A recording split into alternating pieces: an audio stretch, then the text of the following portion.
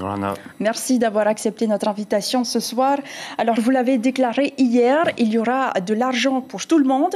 Les 7 milliards de francs pacifiques du fonds d'investissement dédié aux énergies renouvelables de la Polynésie. Les communes veulent une partie de ce budget, mais on l'a entendu, les entreprises aussi en ont besoin pour réduire les gaz à effet de serre. Est-ce que vous allez diviser le budget par deux ? Alors non, nous n'allons pas diviser le budget par deux. Je rappelle déjà là où on en est dans la procédure. Le gouvernement de Polynésie française a transmis son plan pluriannuel d'énergie qui va être validé par le gouvernement, je pense, dans les prochains jours. Et après, nous pourrons mettre en place ce fonds. Les différents arbitrages ne sont pas rendus. On a souvent une habitude de se battre pour disposer de tel ou tel fonds. Moi, je dis déjà, dépensons l'argent. On verra ensuite en interministériel s'il ne profite qu'aux entreprises ou si les communes peuvent en bénéficier d'une partie. Mais faisons les choses étape après étape. On valide le plan pluriannuel d'énergie de la Polynésie française et ensuite on arbitrera ce point. Mais les communes pourront tout de même prétendre ? Ce n'est pas encore arbitré, donc pour l'instant, je ne peux pas vous répondre. Alors, la défiscalisation, on l'a entendu, dans 2 ans, c'est fini. On ne peut pas se projeter quand on est chef d'entreprise. Est-ce que vous allez vous battre, vous mobiliser dès aujourd'hui pour que le dispositif soit prolongé ? Alors, 2 choses. Déjà, j'aimerais rappeler aux chefs d'entreprise que l'État, pendant la crise sanitaire, a dépensé 31,4 milliards d'aides et a garanti pour 52,5 milliards de prêts. Et ça, on parle souvent de l'argent qu'on a mis sur la table pour aider le pays, mais on a aussi mis beaucoup d'argent sur la table pour aider les entreprises. Et c'est grâce à cette action, finalement, que l'économie polynésienne ne s'est pas effondrée pendant la crise sanitaire. Donc ça, il ne faudrait pas l'oublier. Sur le deuxième point, il y a un engagement du président de la République à ce que la défiscalisation aille après 2025, mais il y a un groupe de travail qui va se réunir pour modifier peut-être certains taux, certaines conditions d'attribution de la défiscalisation. Durcir la réglementation aussi. Mais la défiscalisation, c'est important. Elle a créé l'année dernière environ 250 emplois, 1250 emplois indirects. Ça représentait 9 milliards de francs pacifiques. Mais tout le monde a aussi en tête un certain nombre d'échecs retentissants. Des abus aussi. Des hôtels qui ensuite ont fermé, qui ont été des verrues dans le paysage. Donc il n'est pas interdit quand même de réfléchir à faire mieux.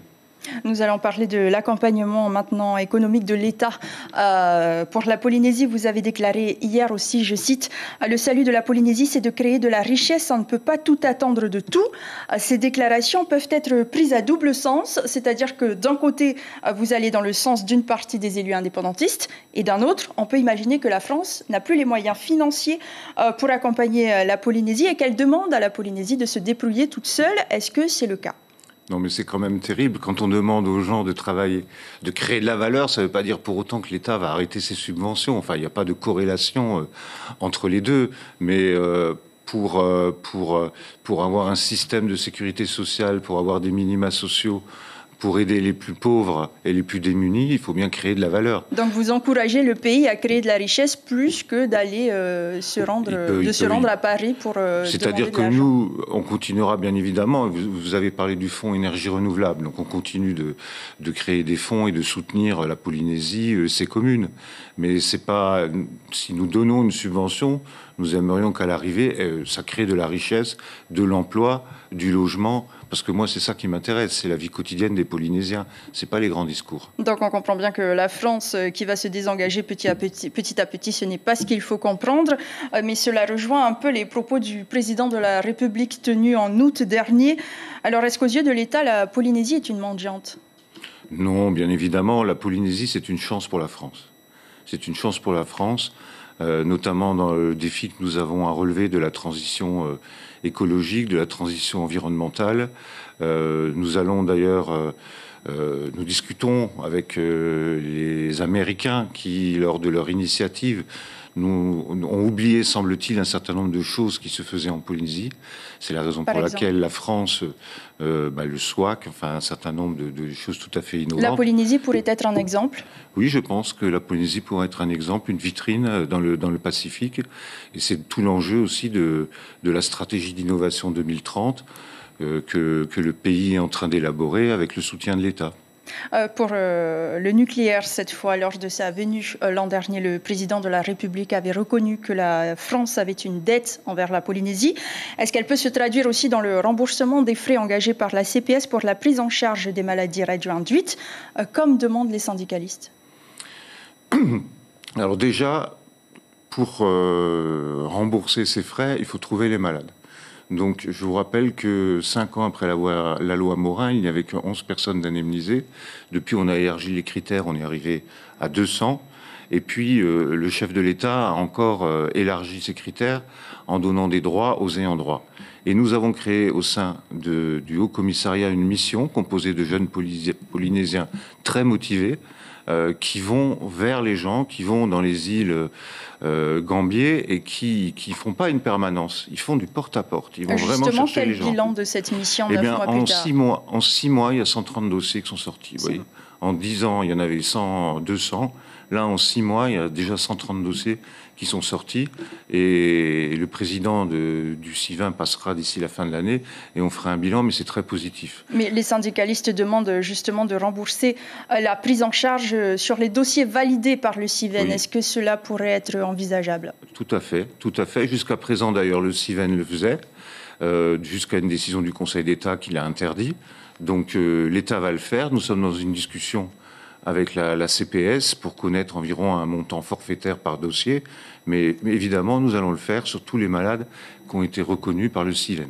Pour terminer sur ce sujet, si l'État dit poursuivre ses efforts en matière d'indemnisation des victimes, l'association 193, elle, continue de militer pour qu'une étude sur les contaminations intergénérationnelles soit menée. Est-ce une demande que vous pourrez soutenir ou cela paraît un peu tiré par les cheveux? Je ne sais pas, je découvre la demande. Je sais qu'il y a...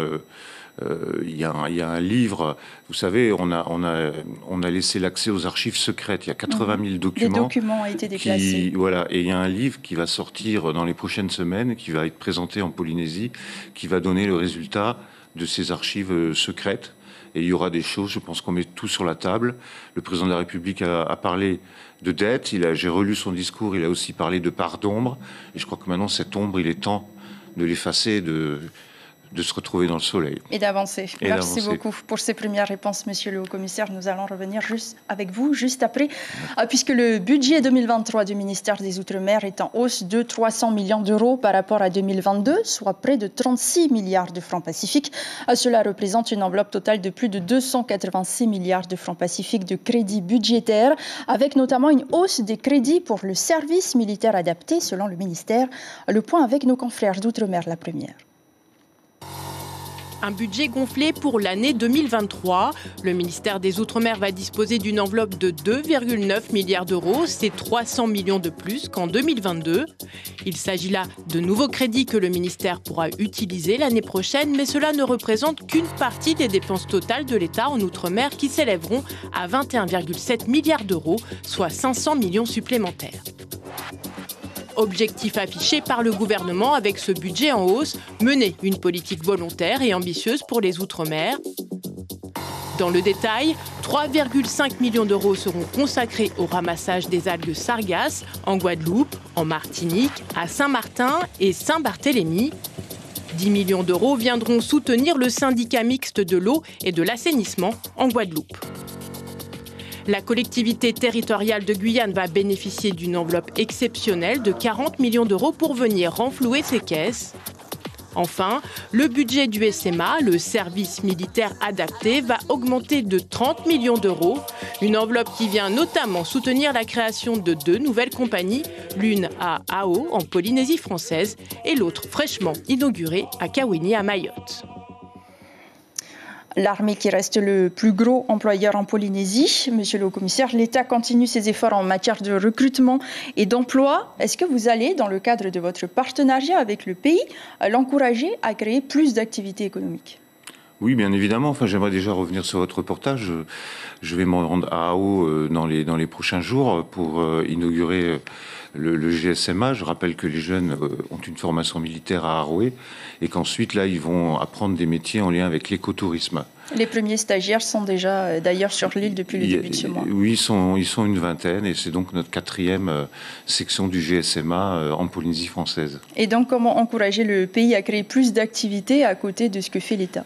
Voilà, c'est ça. Et puis surtout, former des jeunes de manière un petit peu souple, de manière à ce qu'ils puissent trouver du travail, parce que c'est quand même le travail, un logement, enfin c'est quand même avec ça qu'on débute dans une vie. Et c'est important pour l'État d'asseoir un petit peu sa volonté de soutenir ces jeunes des territoires d'outre-mer qui n'ont pas d'avenir, un peu, qui ont abandonné l'école très tôt. Je crois qu'on peut dire sans forfanterie que le service militaire adapté dans tout l'outre-mer est une des plus belles réussites de l'État, parce qu'il s'adresse à nos jeunes les plus éloignés de l'emploi et puis qui commence par leur apprendre le savoir-être.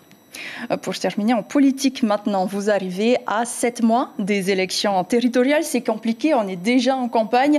Les élections législatives se sont soldées par la victoire de 3 députés indépendantistes. Si le Tavini Houir Attira arrivait au pouvoir l'an prochain, l'attitude de l'État sera-t-elle la même qu'avec l'actuel gouvernement autonomiste?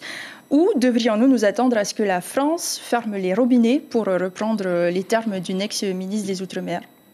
Alors, il faut être très clair. Le rôle d'un haut-commissaire, c'est de s'assurer de l'application de la loi et de la bonne organisation des élections. Donc, il y a déjà eu divers partis au pouvoir, dont le Tavini, d'ailleurs, quand j'étais en Polynésie française. Donc, ce n'est absolument pas mon rôle de me déterminer pour l'un ou pour l'autre. Moi, je veux que cette élection se passe bien, que les débats électoraux soient de qualité et qu'à la fin, on ait des résultats incontestables. Donc, quel que soit le parti au pouvoir, l'attitude de l'État ne changera pas? L'État travaille avec les gens qui sont élus. Le Tavini Houir Attira qui se rend d'ailleurs à l'ONU pour plaider l'accession de la Polynésie à la pleine souveraineté. En pleine tension dans la zone Indo-Pacifique, vous saluez la démarche ou vous regrettez cet entêtement? Je pense que nous souhaiterions que ce comité de décolonisation se rende enfin en Polynésie française, qui voit ce qui est fait, la place de l'État, une démocratie qui fonctionne, ce qui n'est plus si courant que ça dans notre monde actuel, et qu'ensuite il se fasse une idée, mais pas uniquement de New York, quoi. Ce serait quand même plus réaliste de venir ici et de voir ce qui se fait, ce qu'il a déjà fait d'ailleurs en Nouvelle-Calédonie. Donc vous invitez le Tavini Houir Attira à venir vous rencontrer, vous, le représentant de l'État, pour discuter de leur processus de décolonisation? Le comité de décolonisation à qui on dit des choses à New York. L'ONU donc, voilà, les représentants de l'ONU. Je préférerais qu'ils viennent sur le terrain voir comment ça se passe. Et pourquoi la France ne va pas s'asseoir à la table des discussions à l'ONU aussi? Parce que pour l'instant, ça ne nous paraît pas approprié. Et pour terminer, on a l'impression qu'aujourd'hui, l'État n'a plus réellement le pouvoir, hormis celui d'accorder des chèques. Est-ce que vous serez celui qui affirme la présence de l'État en Polynésie ou vous serez plutôt en retrait? L'État, vous dites qu'il n'a pas de pouvoir. Il a quand même le pouvoir régalien, il a quand même un pouvoir économique certain.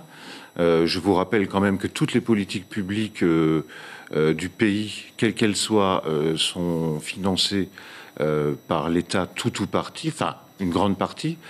Par exemple, pour l'éducation nationale, l'État paye le salaire des professeurs. Donc, ça fait 90% des coûts de fonctionnement. Donc, je n'ai pas l'impression que l'État, ni que mon prédécesseur, ait été un haut-commissaire effacé. Au contraire, il a bien appuyé la présence de l'État pendant la crise sanitaire notamment. Et j'ai bien l'intention... moi, mon objectif, vous savez, c'est pas de dire l'État... moi, mon objectif, c'est que la Polynésie française se porte mieux à mon départ qu'à mon arrivée.